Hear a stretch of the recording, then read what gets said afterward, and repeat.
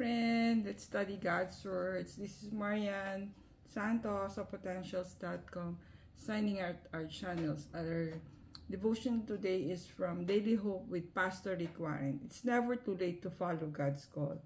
Yung Bible version is from Joshua 14 verse 10 to 12. Now here I am, 85 years old. I am still as strong today as I was the day Moses sent me out, and I am just as ready to fight now as I was then.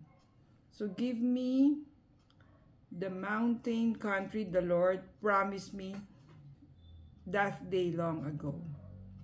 So sabi ni Pastor Rick Warren, it's never too late to follow God's calling in your life. So siguro, we may be late bloomer or yung opportunity that come as easily as others, but yun nga, parang it's never too late to answer God's calls in our life. So friend, ano ba yung call mo sa life mo right now?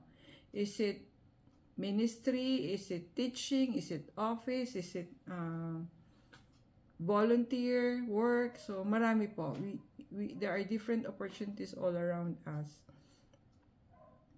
So dun sa story ni Joshua and Caleb, so Moses sent 12 spies to the promised land, but they reported that it's too hard to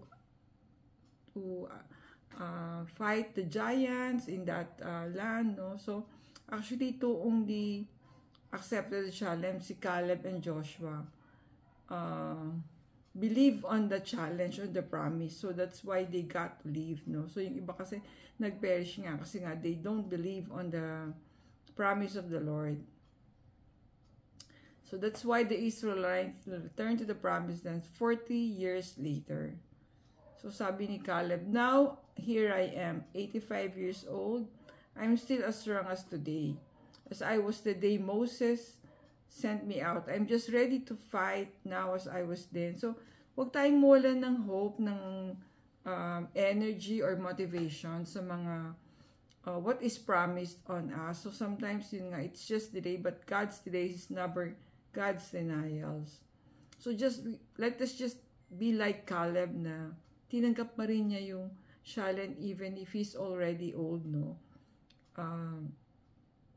He still believe he could defeat yung giants of nung promised land. So sabi ni, so mayroong additional kwento si Pastor Rick. Sabi niya, when I bought a birthday card for my granddaughter, I noticed something I'd never seen before in the greeting card section. They now have an entire section that offers birthday cards for 80, 85th, 90th, 95th, even 100th birthday. So, parang before daw, hindi nakikita ni Pastor Rick yan. Ako rin, hindi ako nakakita ng ganung birthday card. But anyway, sabi ni Pastor Rick, our life expectancy is much higher now. So, yan, let's hold on to the promise of the Lord for the purpose that He has set for us, ma-accomplish natin before we leave this earth. So, sabi niya, if you are in the Caleb generation, please believe that it's never too late to start your life calling. The best is yet to come. So, friend, ano ba yung Caleb challenge mo?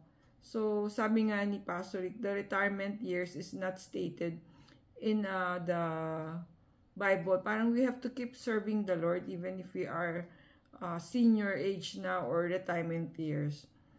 So, parang there is no retirement in our service for the Lord.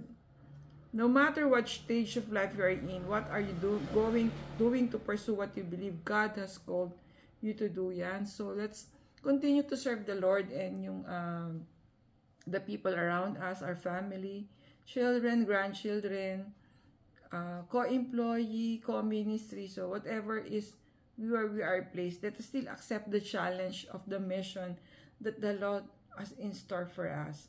Thank you for watching. See you in our next video.